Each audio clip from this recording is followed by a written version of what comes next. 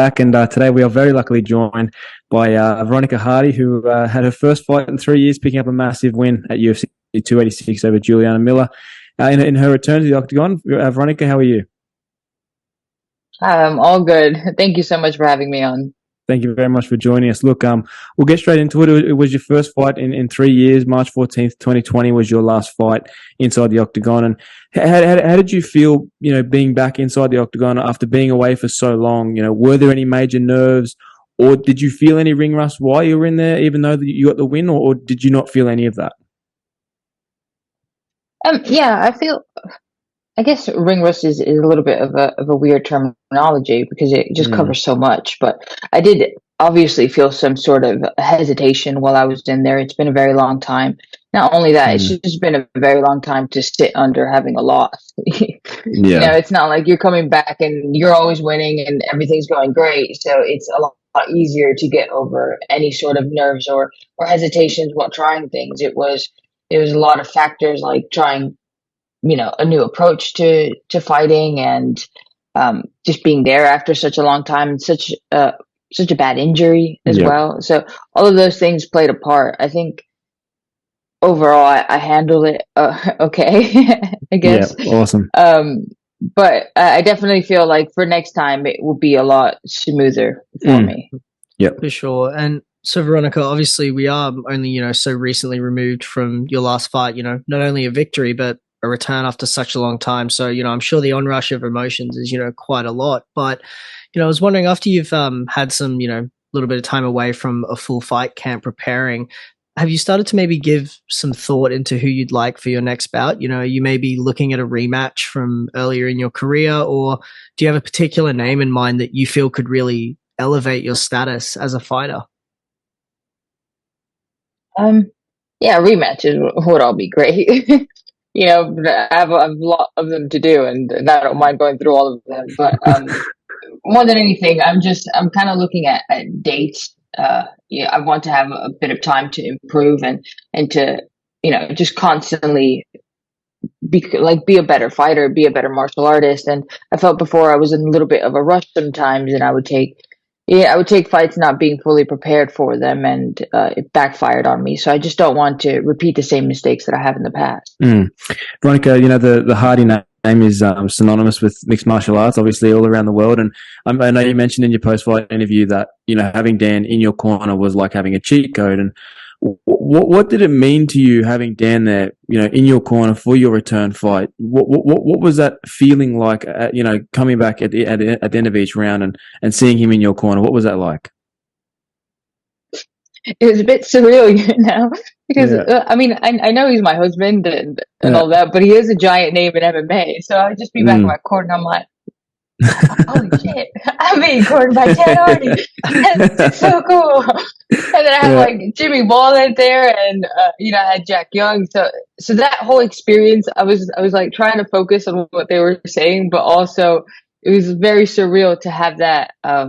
Just to have that, somebody that I've admired for so long and I've looked up to for so long, and as well as how much we've gone through together for the training camp. So to be able to have that to share with him was really special. Yeah, for sure. I can imagine. So, Veronica, taking you back to when you did have to, step away from the game due to some, issues around concussions, I was wondering if you could take us through sort of, the mental and emotional side of this. Is, considering you were a lifelong martial artist, I would assume that a lot of your sort of sense of self and identity was so tied to training and competing in martial arts. And, having to take a step back from that, did it sort of maybe force you or cause you to evaluate your sort of sense of self or your own identity? Yeah, a lot. There was a lot of that going on. Well, it was just a mountain of things because things weren't working out for me with my fights. I was losing. I wasn't really understanding what was why things were going so wrong, because I felt like I was training really hard and I was training with these people who are big names in the sport. It wasn't like a lot of fighters get, oh, it's because you're in this tiny gym that people don't have experience. I'm like, I'm going to places where people do have the experience. Why isn't it clicking together? Yeah. So to have that on top of I was just chronically like a bit fatigued, going from place to place and training and just trying to like do it all by myself. It was just exhausting. I was so tired. I was so tired, and I was tired and I was in pain because of the headaches, and things weren't going well. So it was just all on top of me. But what was really awesome is before this fight, I felt the amount of love and support that I have with the people around me, to where I was pretty proud of myself just to step back in there after the 3 years of pretty much hell that I went through. But just knowing that I had all that support and all that love going into the fight, it just made it so much more special, because I didn't feel like I was somebody traveling and doing martial arts and going in there. I felt like this is a sport that I am doing. This is not the definition of myself as a person. This is something I love to do and something that I get to share with people that I love, but it's not who I am. Yeah, definitely. Veronica, speaking on the concussion sort of itself, and I know you mentioned you've been suffering from headaches a lot. How is everything now, sort of medically, and, obviously now we're 3 or 4 days removed from the fight. How are you sort of feeling now? And is everything feeling sort of back to what you would call normal? Yeah, no, definitely. It has for a while. It did take me a while to get there, but it has for a while. And I was offered fights before, but I said no, because I wanted to do some training and to make sure that I can get through the training and not have to cancel a fight because it's reoccurring. So, man, I had some like hard sparrings, and sometimes I get tagged and I was like, oh, there's nothing, I don't have any headaches. I don't have anything. So stepping, which was nice for me. Maybe not so much getting hit, but like stepping into the fight, knowing that I can take a solid shot, and I was perfectly fine. I had no side effects after. So yeah, I was pretty confident in that, and happy that days after the fight, there's no headaches. There's nothing in that department. Which is always what we want to hear. That just the fighters are walking away, healthy with sort of hopefully no long-term repercussions there. But Veronica, obviously most recently a very dominant champion of your division was quite recently dethroned, which is one of the reasons I love martial arts, is just things can switch like that. And I was just wondering, when a sort of dominant champion like that in your division is sort of dethroned, it really sort of shakes up the division and adds some renewed excitement there, both for the fighters and the fans. Did sort of seeing Valentina lose her title like that almost maybe give you a little bit of extra sort of fire or sort of excitement around your division? Well, there is, like you said, obviously a lot of more excitement to it, because it just gets a bit like, it's the same person over and over again. And then people start to feel like the rest of the division isn't up to par with the champion, which is, I understand that feeling, but sometimes the ones that aren't even ranked are the most dangerous, and they just haven't had the opportunity to have those fights and get into the rankings, or maybe they were on a good streak and then they lost one, but doesn't take away from the fact that they could all very well be title challengers if given the opportunity and the time. But because fighters, you go like one fight after another, especially Valentina, who did them so quickly on a division that was brand new and developing, it just overshadowed the amount of skill and talent that there is. So that was good to see from a fan point of view, from a martial artist point of view. That was good to see. But I was also very happy for Alexa. She's just a great person, a great representation of the sport.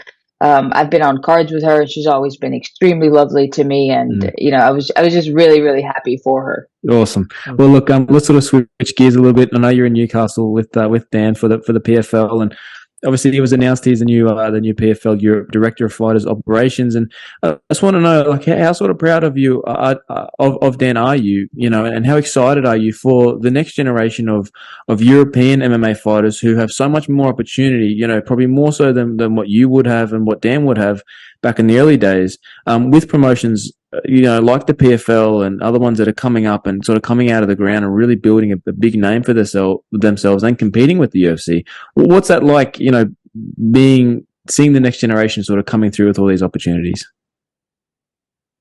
Man, I couldn't be more proud of Dan, and I couldn't have any more admiration for the way that he has handled these past few years. the grace he handled things, and Yeah. it's something that I have, I really do admire from him. And to get this opportunity, which I feel is an amazing opportunity, but it's one he deserves. Yeah. Man, he is so dedicated to the sport all day, every day, searching for, like, researching fights, looking at different aspects in martial arts. He's just never complacent with anything that is happening now, just is always looking to evolve. And for him to now have the possibility to do something with all the knowledge and the skill he has, it's exciting. It's exciting for Europe. I mean, I've done a lot of my career per se in Europe, and I know how frustrating it is to have canceled fights one after the other.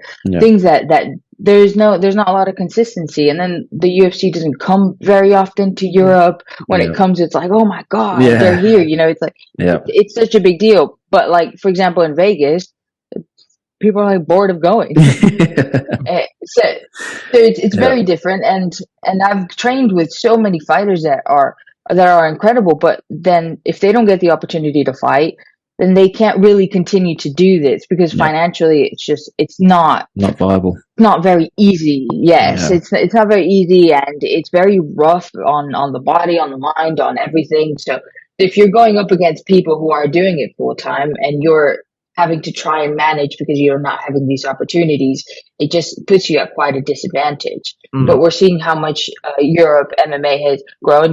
Leon Edwards is now the champion, showed extremely well-roundedness, and now all the levels across the world are starting to come up. So to have the opportunity, and to have somebody like Dan who's so passionate about growing the sport and making everything better, I can't think of a better representation for Europe. And I'm proud of him as a wife, but also as a fan, as a martial artist.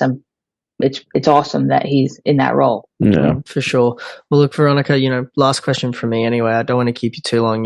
Obviously we want to let you and Dan have some time before the big PFL event coming up. But most recently, we've seen a lot of commentators come under quite a lot of scrutiny, accused of extreme bias and commentary, as, we saw most recently with Justin Gaethje and Michael Bisping. And as someone like yourself who lives in both worlds, both, as a commentator and as a fighter, I was wondering, do you view commentary as one of those jobs where you're never going to be able to please everyone, and you're never going to be able to have, a perfect night or whatever, on the broadcast? Because of the fact that fighting is such an emotional experience, both for the fighters, their coaches, their friends, their family and teammates. So I just wanted to kind of get your thoughts on that. Yeah, commentating is a bit of a weird one that I didn't really take into much consideration until I started doing it. But even when I'm researching, if I'm researching for a fighter, let's say I'm watching a fight and both of these people are on the card, I will have to watch the fight with the mindset of person A to get my notes for them, and then watch the fight again with the mindset of person B for the other person, even though it's the same fight and I've watched it. So sometimes going into commentary, for me, I'm just speaking personally, when you have in like you've researched and you thought of something that the person can do or is able to do, you start to look out for them. But then it's a bit difficult to switch kind of like the other person's perspective in the fight, because there's two different people. Like when you're coaching, you can coach somebody something like that, but it's hard to kind of grasp that, and it is a team effort. So one person has to kind of tee you up for the other thing, and so that all makes it quite challenging, especially if there's a fighter that you think might do better because of the research. You kind of, personally, I sometimes feel like I go into it a little bit biased. Yeah, but not bias as in like I want this person to win or anything. Honestly, it just goes like two fighters, but you just have this, or I personally, I don't want to go into commentators and that, because I'm quite new to it, but you just have this like perception of what is going to happen, and then kind of when it's not, you just like, no, I've seen this guy do it. Like I know something like this can come about. So that I feel like that may come across bias. Of course, there is going to be some sort of bias aspect, because we're humans, and that can happen. Exactly. Definitely, for sure. Well, look, Veronica, thank you so much for joining us today. We really appreciate it, especially so close after your last victory. We wish you and Dan all the best while you guys are in Newcastle, and we'd love to chat to you again in future. Yeah, of course. Thank you so much for having me. Thank you, Veronica. Appreciate your time.